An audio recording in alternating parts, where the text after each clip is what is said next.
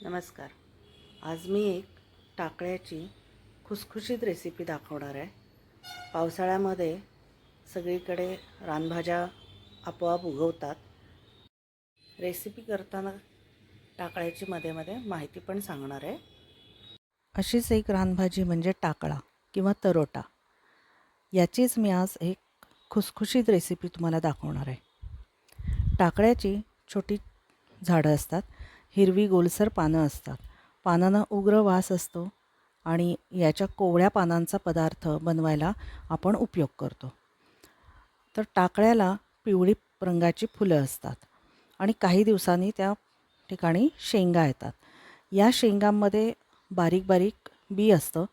शेंगा फुटून ते बी सर्व दूर पसरतं आणि पुन्हा पावसाळ्यात सगळीकडे टाकळा रुजून येतो. यातली कोवळी पानं निवडून घ्यायची असतात. टाकळा हा स्वभावाने उष्ण असतो, त्यामुळे वात आणि कफ यासाठी उपयोगी आहे. याच्यामध्ये कॅल्शियम असतं, त्यामुळे हाडं आपली मजबूत होऊ शकतात. मधुमेहींसाठी सुद्धा हा खूप उपयुक्त आहे. याची चव साधारणतः तुरट असते. ही टाकळ्याची भाजी कशी निवडायची ते आता मी तुम्हाला दाखवते. याची ही जी कोवळी पानं आहेत, ही वरच्या बाजूची जी आहेत ती आपण खुडून घ्यायची आहेत आणि खाली जी पानं आहेत ती आपल्याला फक्त पानं घ्यायची आहेत, देठ घ्यायचा नाही आहे. यातली जी कोवळी कोवळी पानं असतील ती आपल्याला निवडून घ्यायची आहेत. शक्यतो जोन पानं घ्यायची नाहीत, म्हणजे या रेसिपीसाठी नकोत. आपण त्याची दुसरी रेसिपी बनवू शकतो. ही भाजी इसब ॲलर्जीसारख्या त्वचा विकारांवर खूप उपयोगी आहे. लहान मुलांच्या पोटातील कृमी कमी होण्यासाठी गुणकारी भाजी आहे. रानभाज्यांचे महत्त्व सर्वांना समजणे खूप आवश्यक आहे. रानभाजी म्हणजे काय हे बऱ्याच जणांना माहिती नसतं, तर तेच आता जाणून घेऊया. या रानभाज्या ज्या असतात त्या आपण पेरलेल्या नसतात किंवा मुद्दामून लावलेल्या पण नसतात. याची जपणूक करून वाढवलेल्या नसतात, तर या निसर्गानेच बनवलेल्या असतात. म्हणजे पावसाळ्यात नैसर्गिकरित्या त्या आपोआपच रानावनात किंवा शेताच्या बांधावर रुजून किंवा उगवून येतात. जसं रान वाढतं तसंच या भाज्या पण वाढतात. म्हणूनच हे निसर्गाचं शुद्ध देणं आहे. या भाज्यांना आपल्याला खत घालावं लागत नाही, नांगरणी करावी लागत नाही आणि कसलीही जपणूकसुद्धा करावी लागत नाही. या फक्त पावसातच मिळतात. आपल्या आरोग्यासाठी खूप उपयुक्त असतात. या भाज्या एरवी वर्षभर कधीच मिळत नाहीत, म्हणूनच या मोसमामध्ये त्या आवर्जून खायला हव्यात. त्यामुळे आपल्याला आजार कमी व्हायला मदत होईल आणि पावसाळ्यातील वातावरणामध्ये रोगप्रतिकारक शक्तीसुद्धा आपली वाढेल. मी ही भाजी खुडून आणलेली आहे, त्यामुळे त्याला कोवळ्या पानांबरोबरच जून पानं पण आहेत आणि त्या फांदीला खाली सकर्स म्हणजे पुन्हा कोवळी पानं आलेली आहेत. हे जे जॉईंट्स असतात खालचे त्या ठिकाणी सुद्धा कोवळी कोवळी पानं आहेत. आपण ती सगळी जर झाडावरून फक्त कोवळी पानं काढली आणि झाड तसंच ठेवलं तर पुन्हा 8-10 दिवसांनी त्याला कोवळी पानं येतात. त्यामुळे आपल्याला वरचेवर ही भाजी काढून वापरता येते. आता पुन्हा एकदा बघा, हे वरच्या बाजूला कोवळी पानं आहेत, ती मी काढते आहे आणि खालीसुद्धा पुन्हा कोवळी पानं आहेत. नवीन नवीन पालवी येत असते, त्यामुळे प्रत्येक पानाच्या जवळ, देठाच्या जवळ कोवळी पानं आलेली असतात. ती आपल्याला निवडून घ्यायची आहेत. मी इथे तुम्हाला टाकळ्याच्या पाल्याची थालीपीठाची रेसिपी दाखवणार आहे, पण ही थालीपीठ वेगळ्या पद्धतीनं केलं आहे, तर तुम्ही ते संपूर्णपणे पहा. थालीपीठ करण्यासाठी आपल्याला साधे आणि सोपे घटक लागणार आहेत. एकदम साधी रेसिपी आहे. टाकळ्याचा पाला अशा पद्धतीनं निवडून घेतला की आपल्याला ती छानपैकी धुवून घ्यायची आहे. पूर्ण पाण्यामध्ये भिजत घालायची, भिजत म्हणजे बुडवायची आणि जरासं चोळून आपल्याला त्याची माती काढून घ्यायची आहे आणि निथळून घ्यायची. भाजी आणि बारीक चिरायची आहे. चिरल्यानंतर धुवायची नाही भाजी. आधी धुवून घ्यायची आणि मग चिरायची.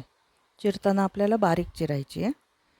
ते पण मी दाखवते. मी इथे विळीवर चिरते. माझी विळी आहे, याला लोखंडी ब्लेड आहे, तर याच्यावर मी चिरून घेते. बारीक चिरायची आहे. थोडी आधी चिरून घ्यायची, मग पुन्हा तेच आपण हातात धरून पुन्हा ती बारीक चिरू शकतो. जेवढी शक्य आहे तितकी बारीक चिरून घ्यायची.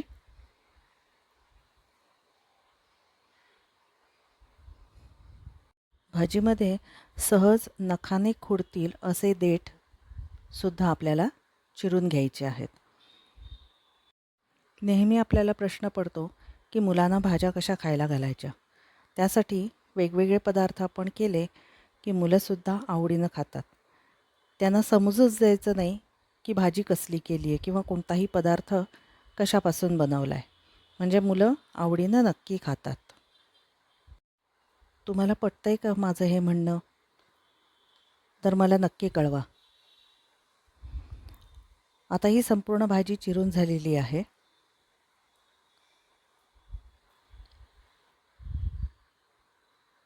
तर इथे मी तुम्हाला दाखवते. माझी ही वेळी लोखंडी ब्लेडची आहे. मला हवी तशी ओट्यावर त्या साईजप्रमाणे मी बनवून घेतलेली आहे.